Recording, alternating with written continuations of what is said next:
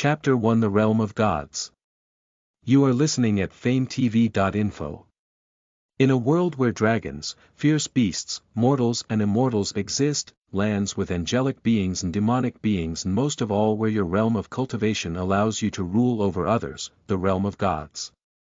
This world was known as Dragon World Shurjia in a Grand Palace, inside the Greenland's Garden of the Red Moon Dragon Sect Valley. Sitting behind a desk carved out of red moon dragon scales, sat a man holding a brush and drawing a beautiful note, every stroke of the brush held with elegance. This man writing the letter is known as Kong Rong, the Red Moon Dragon Sect's sect master. Kong Rong was at the pinnacle of the sovereign realm and would soon make a breakthrough into the true sovereign realm, and be dubbed one of the three sovereigns. He would be the youngest at the age of 305. Last night during his closed-door training he fell asleep but had the strangest dream, and in that dream, he met his fated one. Kong Rong was a man that valued martial power over everything else, and for his love life, he did not care. His parents set up arrangements for him to get married, but him being Kong Rong, he never showed up to the appointments. The note he was drawing was a letter to the celestial oracle named Penna. Penna was known for her beauty and prophecies that were 100% accurate. He wished to consult Penna the celestial oracle about his future. He had previously consulted her about his cultivation and certain plants and treasures, but this time he wanted to know was why he had that dream. His fated one, who was it?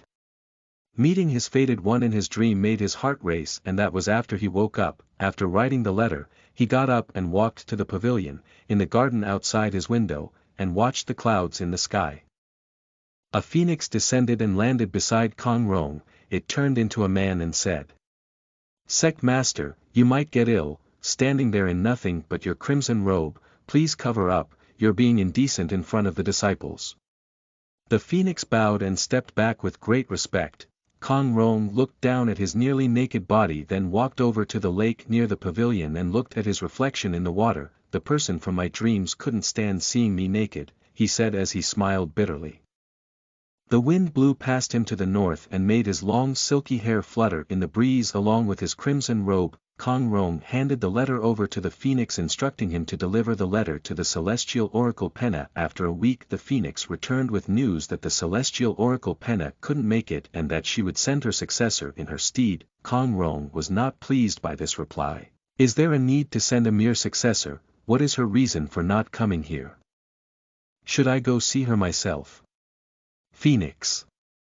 Sect Master, the celestial oracle Penna has matters of her own. This lowly one did not question the oracle and immediately reported back to Sect Master. Leave and return with her successor. If she cannot satisfy me, she'll die. Phoenix. Yes, Sect Master.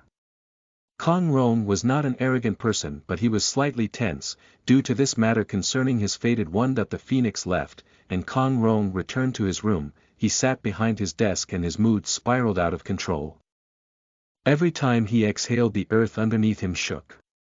Outside, the sky turned dark and the wind blew violently. The sect disciples returned to their homes and shut the doors closed and activated their protection techniques. Having an existence at the sovereign realm as a sect master was dangerous, especially when he was not happy.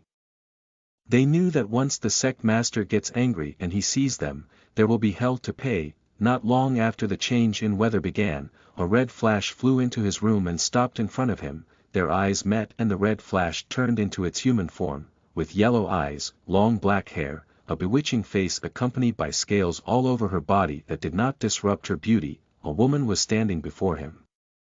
She was adorned in a black silk robe that had the mark of the Red Moon Dragon Sect on it. She bowed and said, "Sect Master. Kong Rong." "Amen." "Sect Master, what seems to be the problem?" "Hongsa Shandian Long." "Sect Master, the young ones are doing well, thank you.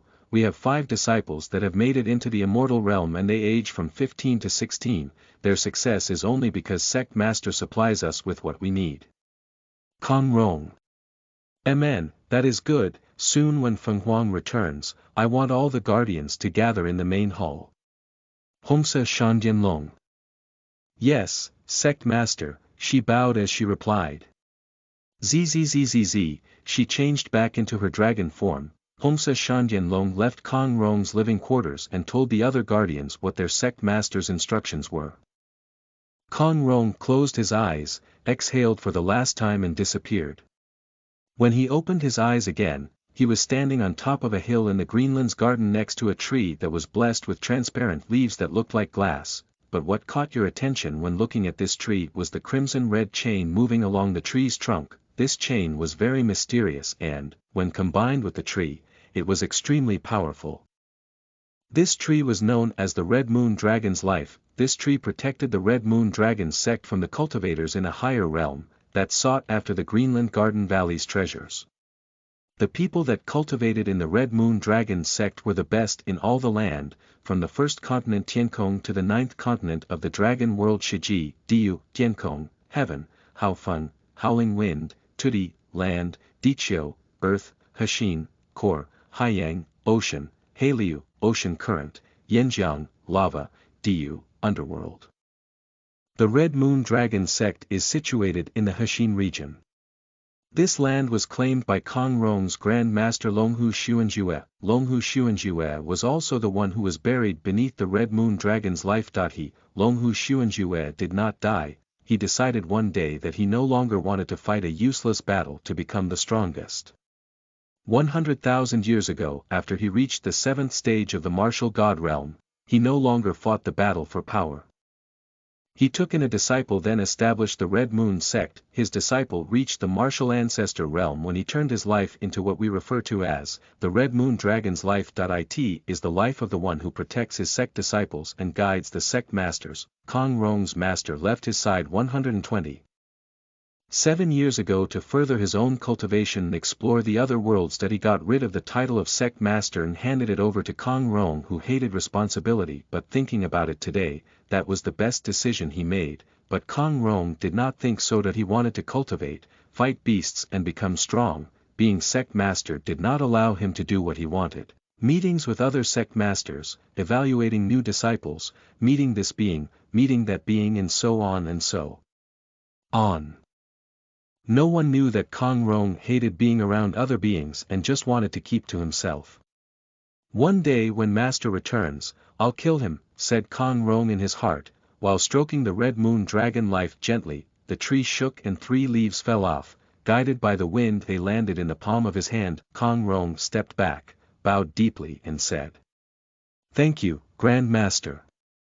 After receiving the leaves, he turned to leave and returned to the lake at the pavilion. That he placed 1 leaf into the water, then floated up into the air straight into the clouds above the Greenland's Garden Valley and crushed the 2nd leaf in his hand, summoning the wind, and it carried the crushed leaf's fragments and descended upon the land. A bright light shined from the land and the valley was purified. Martial power floated in the air and into the body of the disciples of the Red Moon Dragon sect. "Thank you, Sect Master." These words echoed out from all the directions within the valley. Kong Rong. Please, all of you carry on cultivating. Our next competition will be held in 3 months. Become strong, learn from your brothers and sisters and help one another. Soon I will take those that win with me on a journey to grow even stronger. So cultivate my disciples and fellow masters and make I, your sect master, honored and proud. He transmitted into the minds of everyone with the Red Moon Dragon crest on their bodies. Yes, Sect Master. He returned to his living quarters and entered his room. He placed the 3rd leaf onto his desk and sat down. He sat straight up, tied his hair up with a silk band and used his martial power to form a majestic box and added on royal blue and crimson gemstones for decorations. After he was done creating the box, he placed the transparent leaf into the box and sealed it shut. If you looked close enough and examined Kong Rong's face, you would see a gentle expression in his eyes and a loving smile appear on his face. Listen to the full novel at FameTV.info, direct link in the description.